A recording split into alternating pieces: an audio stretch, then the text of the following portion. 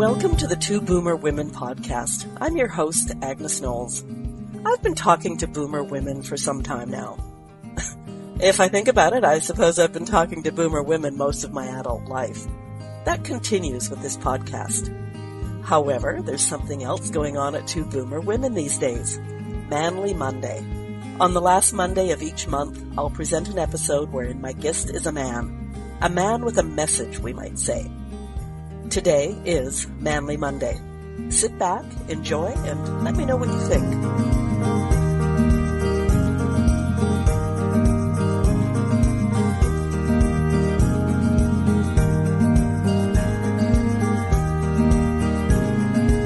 Welcome to the Two Boomer Women podcast. I'm your host, Agnes Knowles. Today is monthly Manday, and I'm really looking forward to chatting with today's guest. Many of my guests have inspirational stories, both in their own lives or for you to take inspiration from. Today's guest had a long professional career as a psychologist with older adults facing decline and loss. Perhaps he's heard from some of our peers, but more probably those who have gone before us. He's now putting all that knowledge and insight together to help guide us into our older years. He's the founder of the Living to 100 Club and hosts a podcast by the same name. Dr. Joe Casciani, welcome to the Two Boomer Women podcast. Thanks very much, Agnes. I'm very happy to be here. Looking forward to our conversation. I am too, very much so. I mentioned you were a psychologist. I read somewhere that your career was in long-term care. Yes. Please tell us what interested you about working with the elderly, and what were the issues you encountered most, the frailties that you often found amongst your clients? Sure. Yeah, I started working with seniors shortly after I got licensed back in the early 80s. I'm dating myself a bit, but I first was hired to work on a geropsychiatric unit, which was an inpatient psych unit for seniors. I was there. That was with the County Mental Health in San Diego. I did that for a couple of years, and then I collaborated with a colleague, and we submitted a proposal to the Department of Aging to write a training manual. Well, actually, they put out a request for a proposal. So my colleague and I submitted, and we were awarded this contract. It was a 3-year contract. So I got to really get immersed in all of the mental health issues for long-term care, nursing homes. Mm-hmm. And how can we create a training manual? So we wrote the manual, and we did about 36 workshops around the state over 2 or 3 years. And after that, really, I've spent my whole career with seniors, but after that contract, I partnered with a physician, and we started a group to contract with nursing homes and provide mental health services to the residents. This was right after Medicare changed their authorization, allowing psychologists to provide mental health services. Prior to that, we could not do it. So this was in early 80s as well. And after that, I spent 16 years with that company, and we grew it, and we're in 8 states when I left, almost 800 nursing homes. Massive programs, over 200 professionals working with us. And I loved every minute of it. It was all program development and writing policies and procedures. But to answer your question, I did learn early on when I was with the county mental health program that you can't tell very much by looking at an older adult, even if they're frail, slumped over in a wheelchair, or maybe asleep. We can't tell. And, that's kind of colored a lot of the perceptions that I've seen, that it's so easy to stereotype the older adult. And the population I worked with in long-term care is only, probably 5% of the total number of older adults, at least in the U.S. So it's easy to think of the older adult as, frail and declining and helpless and dependent. But there are some like that, of course, but the vast majority are healthy and independent and living independently on their own and in their own homes. And so my thing with the Living to 100 Club is to help break down some of those barriers and those stereotypes, but also encourage the older adult to feel motivated to keep moving. And we all know, and I've seen plenty of individuals when they're hit with a medical diagnosis or a setback or, something unpleasant, it's very easy for that person to get discouraged. And I think with the right support and nudges and boosts, we can get over those obstacles. And so that's my passion with the Living to 100 Club, helping to restore that motivation when it gets blocked or when it gets kind of burned out. It's always there. We just got to make way for it. Yeah. Yeah. So when you were writing training manuals and policy procedure, were you sort of on the front line, or were you creating for those people on the front line? Mostly creating, mostly writing. Even as the administrator with our group practice, I was doing a lot of the administrative, clinical, but not so much on the front lines working with patients. I did that, of course, but that was maybe 10 to 20% of my work week. So, but later on, I left that company, started my own, and as I was doing my own company here in San Diego, and we also had contracts in Texas, I was doing a lot more direct clinical services, so it kind of reconnected me with a lot of the same issues. So in terms of frail elderly, and I'm going to bring it younger into the boomer section shortly, but with the frail elderly, do you find that they can still make definite leaps forward, changes, adaptations that noticeably improve their life? Yes. Of course, it's limited. I have to qualify that because if dementia comes into the picture, then that's a different conversation. But sometimes just that feeling of helplessness, hopelessness, sometimes it's depression, kind of resignation, that is reversible. And I've seen that time and again. The more later years, I was working a lot with rehab departments. So people would come into the nursing home after a fall, maybe a broken hip or a broken shoulder, or maybe a stroke or, heart attack, and they would get into rehab. And there were some that were engaged and participated and kind of looked forward, and there were others that refused to attend. And my thing was, well, what's the difference here? Why does somebody fall into one group and not the other? Right. True confessions. I also had a career in residential elder care. Oh.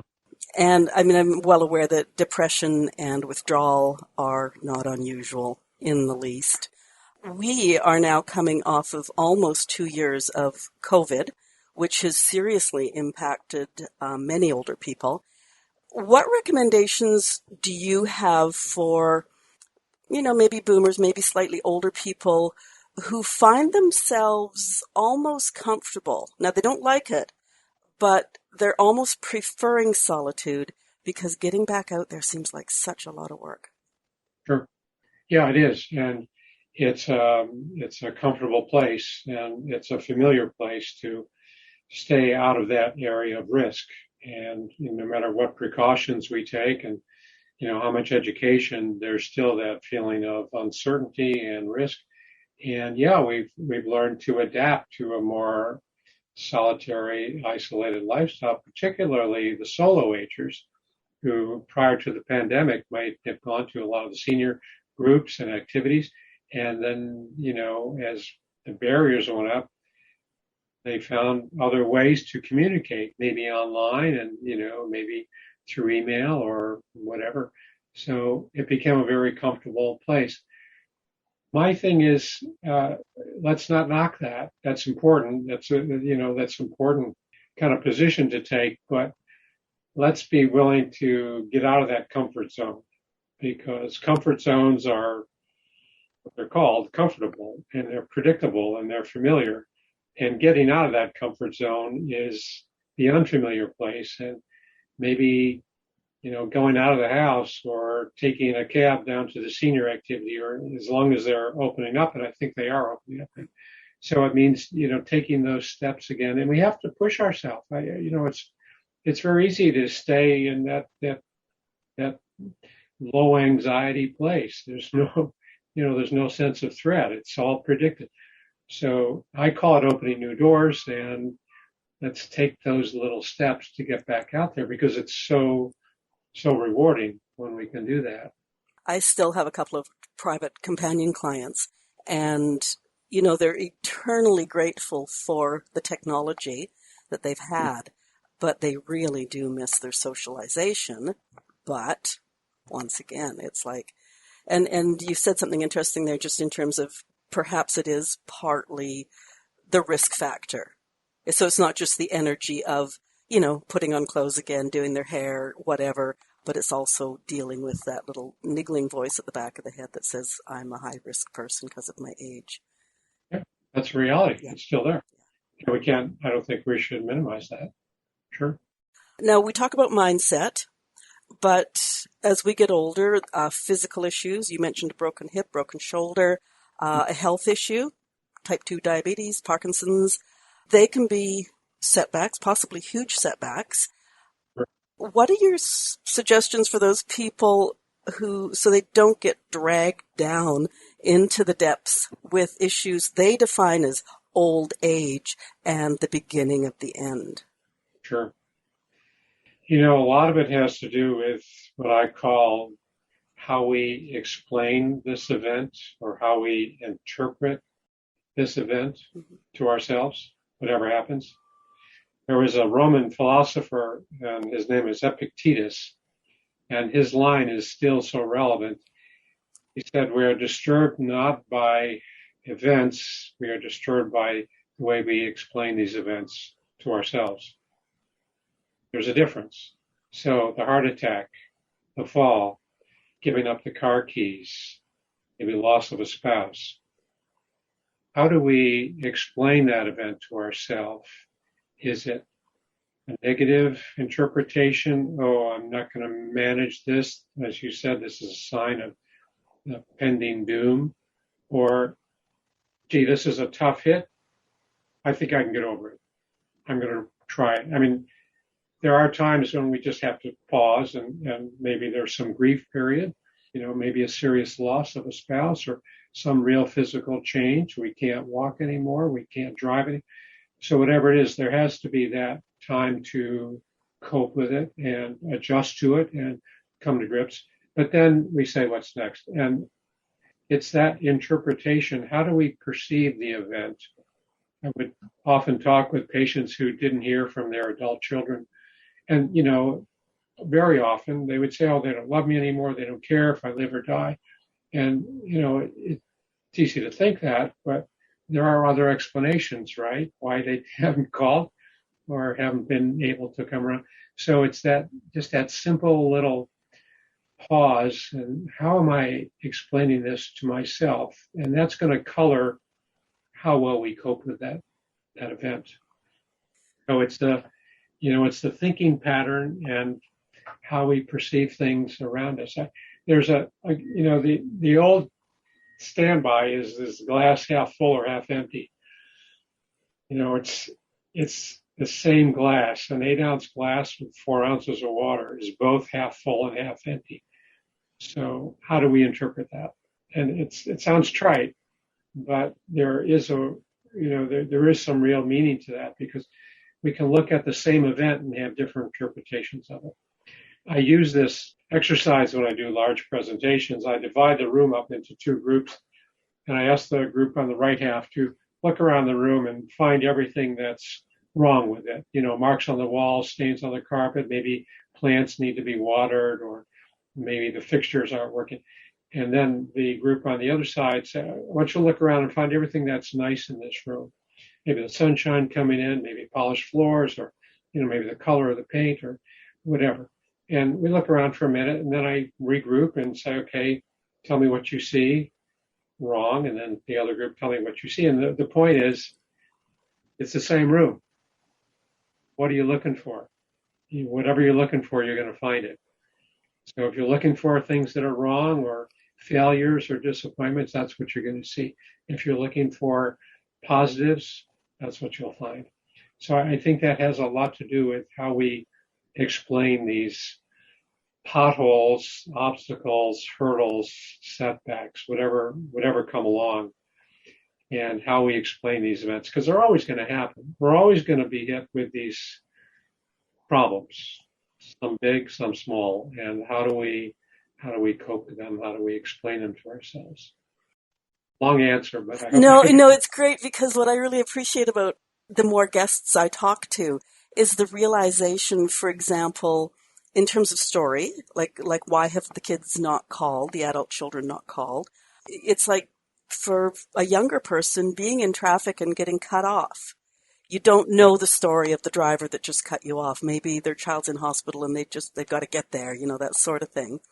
And then the other thing that occurred to me is at our younger boomer age, whatever, or even if there's anybody younger listening, is if you recognize yourself as that glass half empty person, it might be a really good idea to start now so that if there are issues as you get older, be they physical or whatever, hopefully you can find that way to look at a glass half full and see your way clear to some sort of resolution.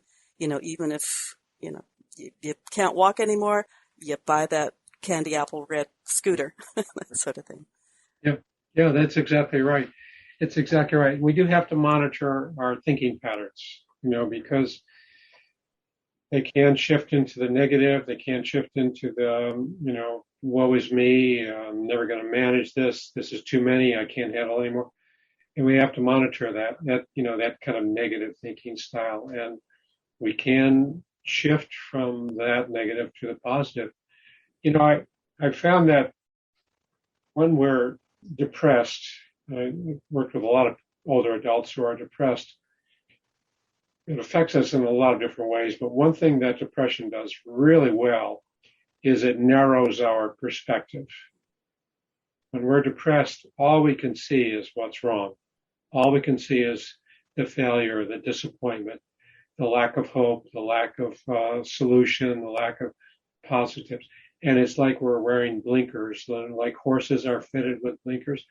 Horses are fitted with blinkers so they're not distracted by what's going on around them. But for us, when we're wearing these blinkers, all we see is the negative. So I would say let's remove those blinkers. Let's see the whole picture, because depression allows us to see only that smaller, very focused picture. But when we see the whole picture, we see a lot of the positives, a lot of the good things that are still going, a lot of the strengths that I still have, a lot of the attributes and the skills, and maybe a sense of humor, maybe ability to put my makeup on or get dressed or comb my hair, whatever it is, we can still find those strengths. And that darn depression it just gets in the way because we don't give ourselves credit for the whole picture. So it is that mindset and being aware of that negative thinking. And that's the first step to moving beyond that, monitoring and being aware of it. I think all my listeners know that I always come into these conversations with notes, just so I make sure I touch on things. Conversations can really go off into la la land. But one thing, as you were speaking there about, the blinkers and trying to take them off, do you find that if somebody could put themselves into a teaching, mentoring position, that really helps to sort of open the world up and see the positives? So you're getting outside of yourself. So you're not just seeing your inabilities or your whatever the accident was or the health issue, but we have so much other stuff to offer. And if we can mentor someone else with our knowledge, our experience, whatever, does that help sort of open the world up again? Yeah, I think so. Once we're aware of that process, I think it's very easy to see it in other people. And, if we're doing that kind of mentoring or support or guiding, coaching, we can spot it. And, we have to be aware of whatever that expression is. Doctor, heal yourself. Doctors, heal thyself. So we want to be able to do it first, and then we can help others do it. But it does require us to take a step back and look at those thinking patterns.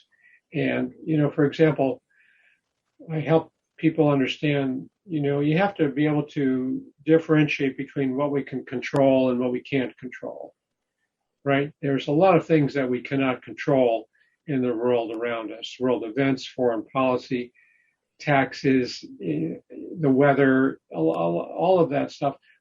But there are things that we can control, like our attitude, like a decision to exercise, like our judgments, like our values.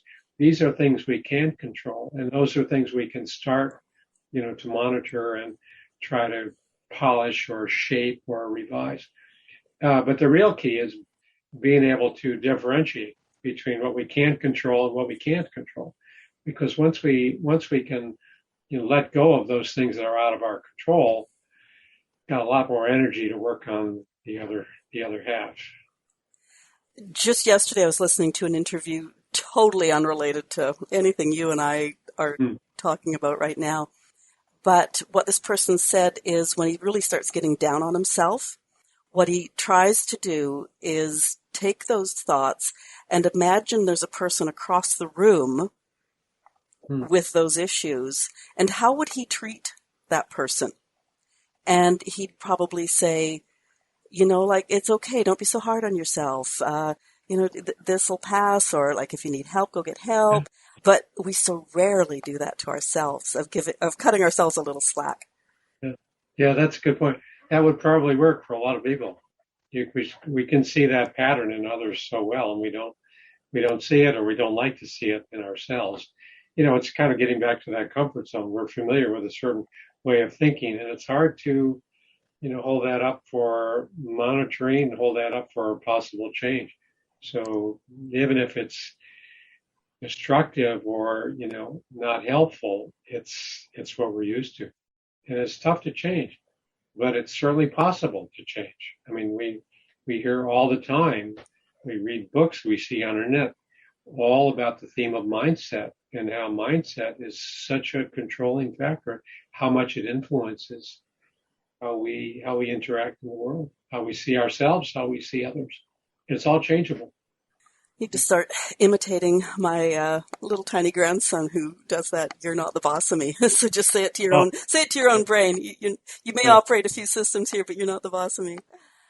Now, as we get older, many of us get into the if-onlys, things we wish we'd done, or sometimes what we did. Yeah. This might be an insight into me. Stuff like that, it's in the past, like what we didn't do or that did do. It's in the past. We can't change it. We've only got today and tomorrow, I guess the future. What do you say to someone who starts way too many sentences with if only? Yeah, that's a good one. It's very easy to look back and, see the decisions I made or the things I said or the way I interacted with a family member or a relative or a friend. It's very easy to fault ourselves for that. And, you're right. We cannot change it. We can't, retract it, but we can change our attitude about it. And we can change the way we view it and how it applies to us. A lot of the problems that we have today are because we're letting the past influence us as if the past is still going on. So whatever attitudes we had, or maybe a certain interpersonal style we had years ago, we're acting as if that's still influencing us. So I like to tell people, you can't change the past, as we said. And you have to understand at the time, that was probably the best thing you could do. That was probably the only thing you could do.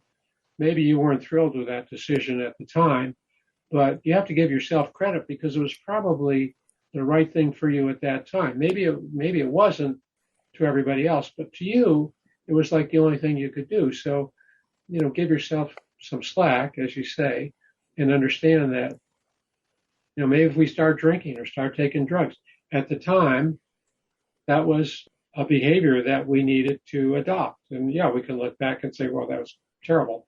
But it was at the time a useful a useful behavior, or something, maybe something to adapt to the stresses that we're under, or the pressures or the stress. It was a way to kind of cope with that. And today, you probably would not make the same decision. But 10 years ago or 30 years ago, and then if only I invested in Amazon when they first came out, Wow. Yeah, sure. Yeah, we can beat ourselves up over a lot of things like that, but it doesn't get us anywhere. We try to learn from those decisions we made and make the right ones today. The Dalai Lama, somebody who I've listened to and read a lot, he said there are 2 days that we cannot get anything done: yesterday and tomorrow. So all we have is today. We get things done. We can plan. We can look back. But all we have is today. And that's where we can start. When you were talking about back then, when you made that decision, I remembered this person many years ago said to me that a bad decision is often because of the best available data. So at that time, knowing what you knew with whatever was going on in your life, in hindsight, maybe it was a bad decision, but at the time it was the best available data, and you made that decision. That's a good way to put it. I agree. You just reminded me. Yeah, and there's always the whole notion of, I had problems. I got fired from my job all the time, or I had trouble with my relationships, or I got into arguments with my neighbor, whatever. There's always the possibility that today is different. And I say to people, don't let yesterday define who you are today. That's letting the past influence who you are now, or your thinking or your behavior. So you can redefine yourself today any way you want. You're the author of this character. You're writing the script yourself. You can write whatever character you want. Don't be stuck by the role you played yesterday. And that's it's a simple, but it's a very powerful concept too, because I remember talking to nurses about this, and I would say, look, don't, the way you acted last week, that doesn't have anything to do with how you're going to act today, how you're going to perform your job today. So it's liberating, but it's also a little bit anxiety arousing, because I don't know who I want to be today. I don't know what character I want to play.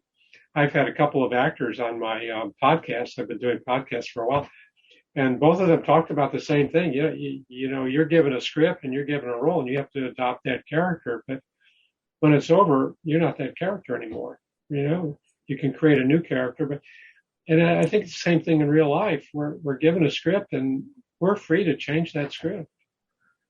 We're free. This new character called myself. Uh-huh. That's great. Okay, I don't want to keep this entire conversation in sort of dark places. Tell me how you define successful aging. Yeah, well, that's a good one. We hear so much good information out there about living longer, living healthier. I don't know if you're familiar with the blue zones, but the blue zones, I think some great research came out of that, and they're just building on that research about the centenarians. What do the centenarians do to live longer? And the blue zones help to identify a lot of those patterns. So yeah, diet, nutrition, physical activity, meaning and purpose, family relationships, networks, social connections. That's all important for successful aging. But when it comes to me and my thinking, I add that little qualifier, because we're not all going to live to 100. It's not in the cards for all of us, even though our life expectancy is increasing. We're not all going to live to 100. So to me, successful aging is, even if it's not in the cards to live to 100, let's stay positive while trying. Let's cope with those setbacks, and let's get over those hurdles that come along, because that to me is the person who's aging well, that they're not thrown and they're not completely incapacitated by these setbacks, as serious as they are. I mean, look at Stephen Hawking, perfect example. That's, severe physical condition that he was in, and yet he thrived, right? So millions of people are doing that. They're hit with these setbacks and they get up and they keep on moving. So successful aging is, yeah, let's do all the right things for, diet and fitness, exercise and relationships, communication, purpose and meaning, but let's also be aware that when we're hit with something, we can get past it. We can move forward. I have an expression that I actually use quite a bit that I say, I'm going to live forever, and so far, so good. Yeah, that's good. We live young, as old as possible. Yeah. Yeah. Okay, and what do we celebrate about aging? That's a great topic. That's a beautiful topic. I love that because we're getting away from those stereotypes of, the ageist society and frail and dependent and helpless and sick. Now the person who's running the marathon in his 80s or her 80s, or, the gymnast who I've followed and I use her, Joanna Quas is her name. She was Austrian. She was a world gymnast into her 90s and she was still competing. Wow. And, it's that now I think it's the rule rather than the exception. So yeah, what do we celebrate? We celebrate our wisdom. We celebrate our compassion. We celebrate our decision making. We celebrate our ability to roll with the punches. When the pandemic started, there was a lot of research showing that seniors were able to understand, okay, this is a tough hit, but I'm not going to let it take over my life. And in many ways, they adapted better to the precautions and the social isolation. So it's that, that attitude of, yes, terrible things can happen, but I can get through this. So it's that kind of fire and determination, the maturity and the decision making and yes, I've been through that. Let's not get all depressed about it. Let's not discourage. We can make it through these things. So it is that a lot to celebrate, because we are living longer and we're a lot healthier than we were for my parents and my grandparents' generation, a lot healthier. So there's a lot more time to do things and there's time to start a new career. There's time to start new interests, take up some new hobbies. I've never played a musical instrument before, and I bought myself a set of electronic drums about 6 months ago. And I wear a headset so nobody else hears me and, I'm banging away. But it's great. And I'm teaching myself to play the drum. So learning a new language, there's so many websites and educational sites out there for free classes. A lot of the universities and a lot of the other sites offer a lot of ways to learn. So it's that hunger for more, to learn more, and to keep kind of building those new brain cells. We were finding out that it is possible to establish new traces in brain pathways through neurogenesis. Learning some new skills does allow us to build those, new nerves in the brain. So that's what keeps us vibrant, and that's what keeps us, I think, positive about, being alive. Yeah. I don't know if I use the right terminology, but on one of my websites, I have a thing about keeping the synapses synapping. And, Yeah, that's good. That works. We need the synapses synapping. Yeah, we do. Yeah. Yeah. Really quick story. I was walking last night with my earbuds in listening to an interview, and it was with an 83-year-old man who had just recently completed the Appalachian Trail, from like the complete Appalachian Trail. And Oh, apparently he's the oldest person to ever have done that.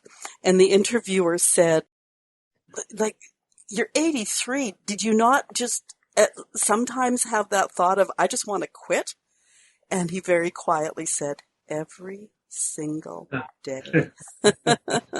of course. But, he finished it, and Yeah. it's just that. Yeah. Age is only a number, Yeah, right? yeah. It doesn't say anything about what we can do or should not do. It's only a number. So let's take that out of the picture, I think. Yeah. Tell us a little bit more about your Living to 100 Club. Yeah. It allows me to kind of collect all my ideas and experiences and put them together. It's an informal place where people can get solutions to living longer. I've done a lot of podcasts. I've written a lot of blogs. I do public speaking. I do some coaching one-on-one with older adults who are, struggling with some of these bounce backs, how to get over the setbacks. It's still new. It's still kind of developing, but the club is just it's a collection of followers who are interested in living longer and making the best out of their life. And there's no membership. There's no dues. It's just sign up on the list and you'll get an announcement every week about my latest podcast. I do a newsletter every few weeks and bring in other topics. But for me, it's creating this mindset that Living to 100 is a great destination, but it's more than just it's more than a goal. It's the whole process of raison d'etre, living well and living, healthily and kind of engaged with the world around us. Now, your tagline is turning aging on its head, which I appreciate as their heads are often the first thing that our elders worry about. Yeah. That just came to me as soon as I created the club. We're not going to look at aging the same old way. Let's change our views of aging and turn it upside down. Yeah. Before we start to wind down, many boomers are caregivers of their elders. Caregiving can be exhausting. It can be isolating. It can be frustrating at times. Do you have any tips for the caregivers out there? Yeah, I've seen that. You're exactly right. It is very stressful, very demanding, especially when we are not prepared for it or we're feeling helpless. I think number one is that there are a lot of resources out there, a lot of resources to help, depending on what's going on with the parents or maybe even a spouse or, sibling, whatever is going on. There are a lot of resources in the community. I've just become involved with an organization called Aging in Place, the National Aging in Place Council, and there's chapters around the country. And these chapters bring together different specialties to help people stay in their homes. So, the adult children can say, I don't know if mom is okay living by herself. I'm really worried about her. I don't know if she's, if there's proper facilities in the home to keep her safe. So there are a lot of resources out there to help people come in and evaluate. So that's number one, just to look and you'll find. Number two, this is a new role for us, as a caregiver. We always had maybe very positive, supportive relationships with the relatives, and now it's demanding, especially if the person develops some horrible disease like Alzheimer's, and they've lost that person. The patient is now somebody else, so there's that grieving that now I have this, but there's also the acknowledgement that I have a new role here. I not what I wanted, but that's what's in the cards, and I have a new role, and I'm going to have to do it, and as long as I can. And at some point, maybe I'm going to bring in help, or maybe help the individual move to another place, senior living or assisted living or skilled nursing. So I'm going to do what I can, because this is now my role. This is now my position, and it's tough. We don't want it. We don't wish it on anybody, but that's our reality. So recognizing that, so getting help, recognizing this is the new role, and understanding that we're limited. There's only so much that we can do, and when there's behavior problems in the home, and maybe wandering or getting lost, or maybe some disregard for hygiene, that's when it's time to say, okay, I can take a breather, but I think I'm going to have to do more than that. Yeah, so caregiving, I think November is National Caregiving Month, if I'm not mistaken. Okay. So pay attention to the demands and the stresses, and kudos, gold stars to everybody who's doing this, because it's tough. I mean, we all go through that with our parents and other relatives, siblings who get old. So it's just something that we have to grin and bear. 14 years ago, I did sort of change my life around so I could caregive for my mother. And I started out quite because I had a career in elder care, right? It was like, oh, it's just payback time. It's not a big deal. And then as she got further into dementia, and she got nastier and everything else, it was just like this deep breathing thing, and just going and explaining to my children, if this happens to me, remember that this is not your mother. This is just what's happened to her brain. So, yeah. Yeah. I tell people we are not our bodies. Yeah. And that's for somebody who's paralyzed or can't walk anymore, or loses a limb from amputation. That doesn't change who we are, our value and worth as a person. It doesn't diminish us in any way. We are not our bodies. Joe, what haven't I asked you that you want boomers to know as they launch into their 60s, 70s, 80s? Well, I probably touched on it. We all have this inner reserve of strength and determination and fire or grit or resilience, whatever we want to call it. It's always there, and it gets blocked. It gets covered up. It gets whatever. It's just not. It's always there, no matter how dark it seems, no matter how discouraged we get. We always have that fire. And the beauty is, Agnes, and the real beauty here is that nobody can take this away from us. This belief, this power, this resilience, this is ours to keep forever. Not our doctor, not our spouse, not our children. Nobody can take this drive and this I call it a fire and determination. Nobody can take it away. That's what helps the person get through rehab. That's what helps them get through speech therapy and physical therapy and recover from the death of a spouse after being married 50 years. These are tough losses, but we can, dig deep, and we get in touch with that. As long as we're still able to take a breath, we can still get in touch with that fire. So that's one thing I'm glad to share. What I imagined, as you said, that was, living in the city with the big smokestack next door, and you get all this silt and dust and, smoke ash down upon your gold-plated door knocker or something. And the gold-plated door knocker is still there. You just have to clean off all the silt to find it. Yeah. Good analogy. Now, you mentioned resilience. I saw a Reimagine Your Resilience program on your website. Yes. So many older people I talk to talk about the value of resilience. What's your program about? Yeah, it's really one-on-one coaching.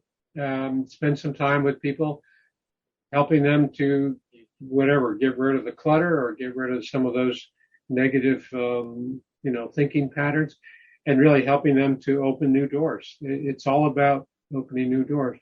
So I offer a single class, and I offer not a class, but a single conversation. And then I offer a second one, which is more lengthy, with 6 phone calls or Zoom meetings, 2 a month, every 2 weeks. So it's 6 classes. And it's just helping the person to feel engaged again if they're feeling stuck, or if they're feeling like they're missing out on things and whatever is holding them back. I want to be careful to say it's not psychotherapy, even though I am a psychologist. I'm not wanting to do psychotherapy online. And it's really coaching. It's really supportive, guiding, removing some of the blocks, some of the barriers. So it's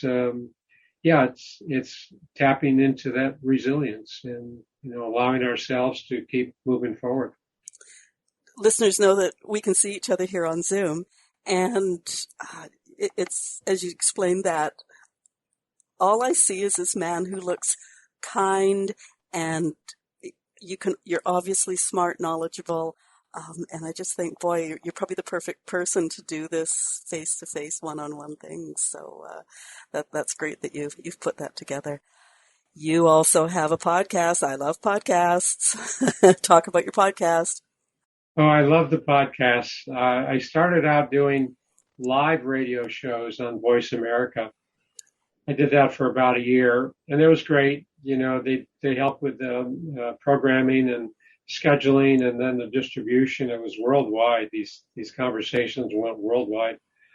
And then after about a year, I decided to just do it on my own, and I've done another 50 or 60. So I've done about 120 conversations, and it's I record and do the editing and put it up on my podcast.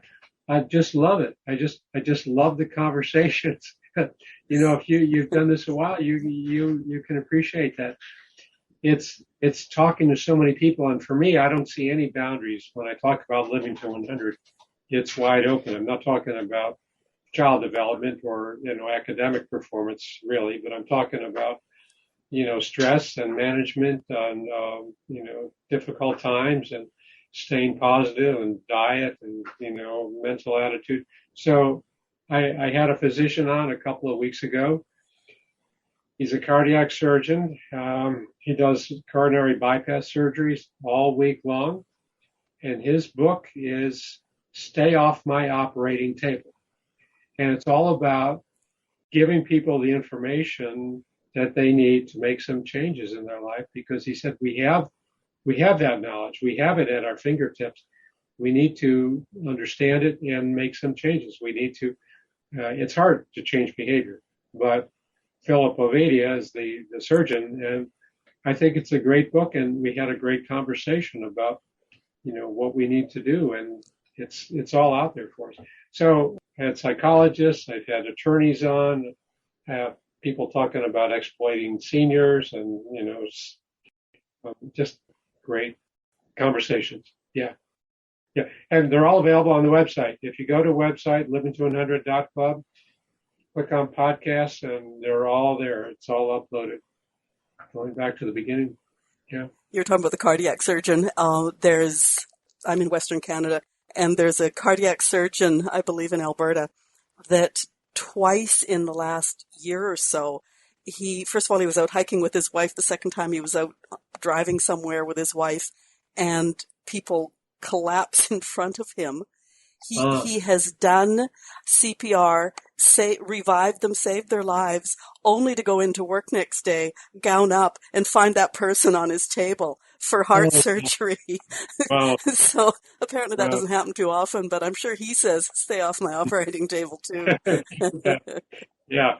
I'm sure he's glad he's out there on the trail. Well, too. I'm sure a lot of people are glad he's out there. Of course. If I'm going to have a heart attack, I want to be on the trail in front of him. Yeah. Oh, dear. Yeah, so there's so much good information out there. We really have to, seriously look at what I need to, change and, change my behavior and change my outlook and keep moving forward. We got to get unstuck. Okay. Personal question, perhaps. I know my podcast guests all have great suggestions on health, movement, moving forward, positive mindset. I often finish an interview thinking, I should add that in. With varying degrees of success, of course. Your background is more professional than mine, but do you ever have guests that make you think, I need to look into that a little bit more? Sure do. Yeah. Yeah. We're always talking about that. I had a woman on who was talking about relieving old memories, unpleasant, difficult memories. And she talked about a tapping technique that has been refined, and basically it's dealing with the different meridians in the head and shoulder and chest, and how when you're tapping in the right places, you can release a lot of these tensions. And she did an actual, demonstration on the podcast. So it was like, well, this was good for my listeners. I'm really glad they have a chance to listen to this and maybe pick up some extra insights. Yeah.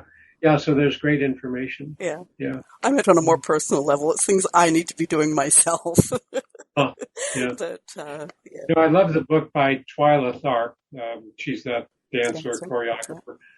And her thing is all nonstop engagement. You just got to stay busy.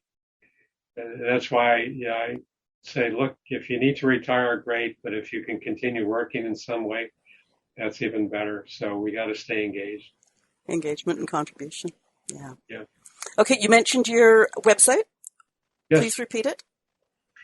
livingto100.club, not .com, not .org, but livingto100.club.